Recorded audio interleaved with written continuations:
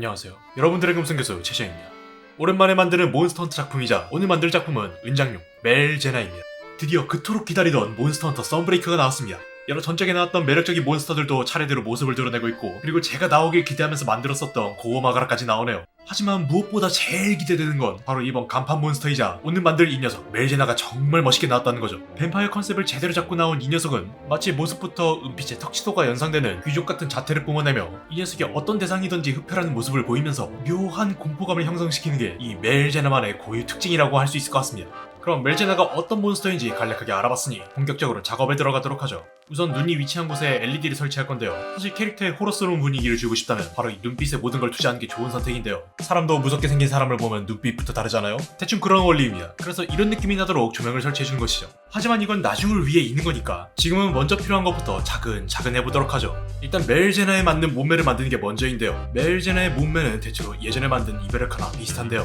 둘 다 어딘가 기품이 느껴지는 몬스터라 그런지 몸체가 귀족처럼 얄쌍하고 근육량도 적은 편입니다. 그러니 이런 차별점을 생각해 호리호리한 몸매로 만들어주고, 몸매 조형이 다 끝나면 피부를 발라서 백숙 같은 형태로 만들어주기만 하면 세부 묘사에 들어가기 전 준비는 모두 끝입니다. 여기까지는 늘 그렇듯 참 간단해 보이죠. 하지만 이제부터 고생이 시작입니다. 이제 광기의 핀을 만들기 시간이거든요. 맨 처음은 꼬리부터 시작하는데 이 녀석의 꼬리는 중세 유럽의 둔기 중 하나인 이런 플랜지드 메이스나 왕가나 귀족에서 상징으로 쓰기도 하는 세터를 연상시키는데요. 아마 대중매체에서 뱀파이어는 고귀한 귀족이란 이미지가 강하다 보니 모티브가 같은 멜제나도 이렇게 나름 상징성 있는 오브젝트가 연상되도록 적절하게 디자인한 게 아닌가 싶습니다. 아니면 그냥 단순하게 후려치면 아플 것 같은 꼬리를 디자인한 거던가요? 꼬리 비늘이 타고 골반까지 올 때쯤엔 여기에 작은 날개 같은 걸 한 쌍 붙여주는데요. 이따가 메인 날개를 할 때도 보여주겠지만 멜제나의 날개는 찢어진 느낌이 나는 게 일단 기본 옵션입니다. 그러니 날개막을 붙일 때 이런 찢어진 느낌을 잘 내주는 게 포인트입니다. 그리고 꼬리 아랫부분부터 차근차근 비늘을 붙여가면서 그대로 복부와 가슴까지 아래를 전부 다 채워줍니다. 복부 비늘은 어차피 완성 후에 잘 안 보이긴 하지만 그래도 나중에 조명을 받았을 때 빛을 가장 많이 받는 곳인지라 어떻게 보면 조명을 받았을 때 제일 먼저 눈에 들어오는 곳이기도 합니다. 그러니 비늘 배열은 물론이고 빛을 받았을 때 각질 같은 느낌이 눈에 잘 띄도록 신경을 써주는 것이 좋습니다.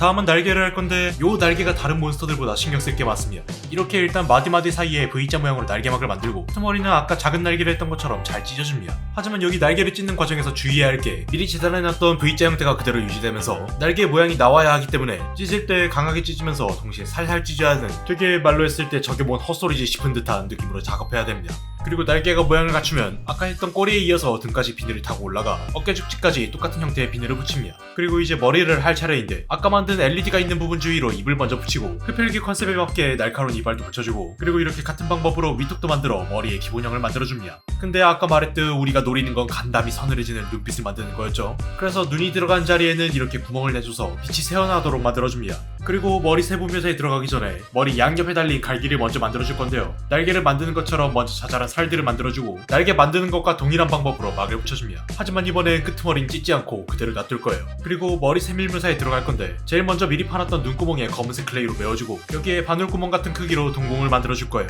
지금은 빛이 안 들어오니까 잘 모르겠지만 이따가 저 구멍 하나의 역할이 얼마나 위력적인지 보게 될 겁니다. 그리고 나머지 얼굴을 조형해가면서 형태를 잡아주면 되는데 저 눈구멍이 나중에도 보이려면 당연히 묻히지 않게 잘 주의하면서 뱀파이어 컨셉답게 박쥐 같은 형태의 머리를 만들어주면 됩니다. 그리고 머리 형태가 잘 잡히면 다시 등 비늘을 쭉 이어나가면서 머리 끝까지 이어나가주면 됩니다. 그리고 갈기 뒷면은 비늘과 동일한 색으로 붙여주는데 이 부분은 비늘처럼 거친 각질 같은 텍스처가 나도록 도구로 몇 번 긁어줘야 주변에 있는 비늘과 동화되면서 자연스럽게 넘어가는 느낌을 줄 수 있습니다. 이제 머리 주변으로 정리가 다 끝난 것 같으니까 머리에 뭔가 더 신경 써보도록 할까요? 일단 머리 형태를 만드느라 생긴 굴곡들을 정리하는 겸 클레이를 덧붙이면서 갈기 뒷면과 방법이 동일하게 도구로 긁어 텍스처를 줍니다. 그리고 눈 주변이나 이마, 주둥이에 금박 비늘을 붙여서 포인트를 내줍니다. 머리도 얼추 끝났겠다. 그럼 바로 목으로 들어가도록 하죠. 사실 목 옆으로 두르는 하얀 비늘들은 별로 중요하지 않아요. 그래서 다른 비늘들의 연장선이다 생각하고 한두 줄 더 이어주고 바로 여기가 목 부분의 핵심이죠. 이 부분 같은 경우는 턱시도의 프릴 같은 느낌이 강한데 거기에 멜제나 특유의 삐죽빼죽한 실루엣까지 더해져 마치 단풍나무잎 여러 장을 겹쳐놓은 듯한 모습을 하고 있습니다.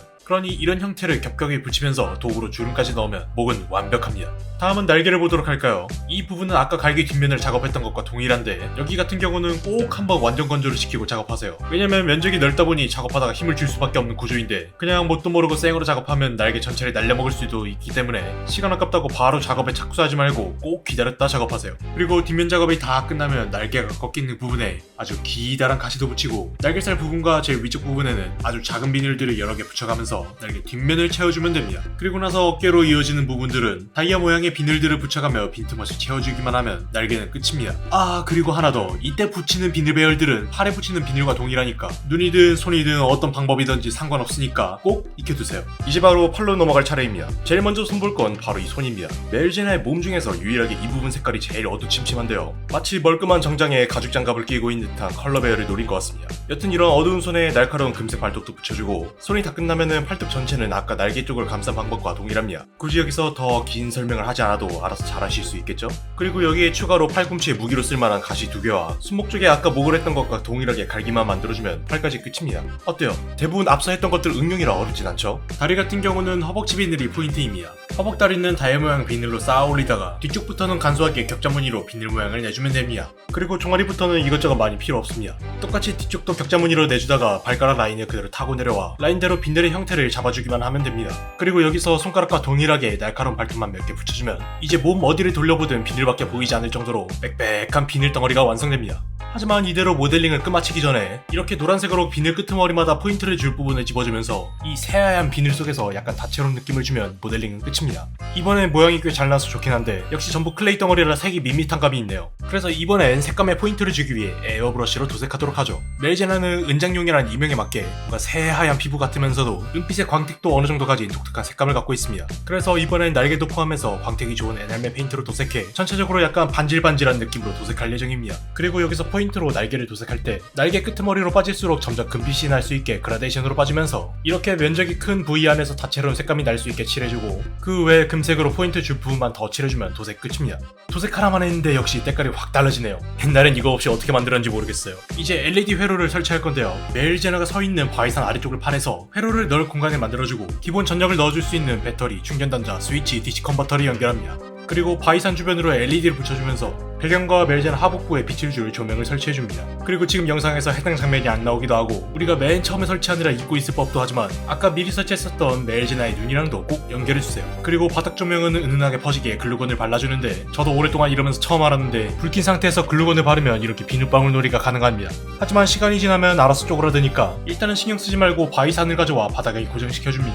멜제나 본체는 아직 고정하지 말고 대충 위치만 잡아주고 대기해주세요. 그 외에 조명이 없는 다른 바닥 부분들은 클레이로 한번 덮고 여기에 좀 더 추가로 배경을 만들어 보도록 하죠. 영상에서도 보면 파괴된 고성에 다소곳하게 앉아있는 모습이 보였잖아요. 그래서 그걸 반영하기 위해 스티로폼 조각들을 잘라서 부서져서 여기저기 널브러진 성의 흔적들을 표현하기로 했습니다. 하지만 만약 이렇게 끝낸다면 스티로폼 쓰레기 더미 위에 앉아있는 멜제나가 되는 꼴이니까 바위 덩어리 같은 느낌이 살도록 먼저 모델링 페이스트를 발라주고 그 위에 어두운 고성에 맞는 느낌으로 도색해 배경을 완성합니다.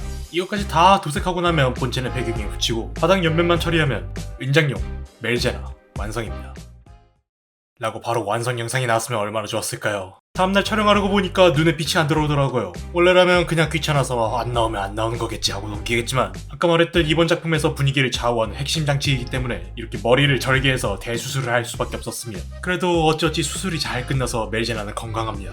그럼 이번엔 진짜 은장용 멜제나 완성입니다.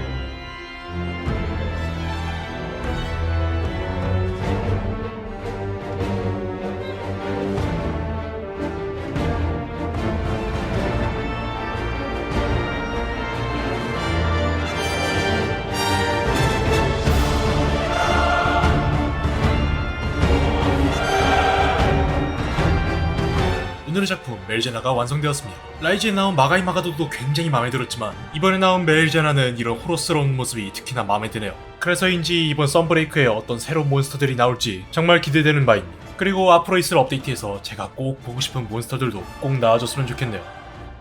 그러고 보니까 이거 완성하면 꼭 해보고 싶었던 게 있었어요. 제가 그동안 참 이것저것 많이 만들었지만 드디어 세트가 완성됐네요.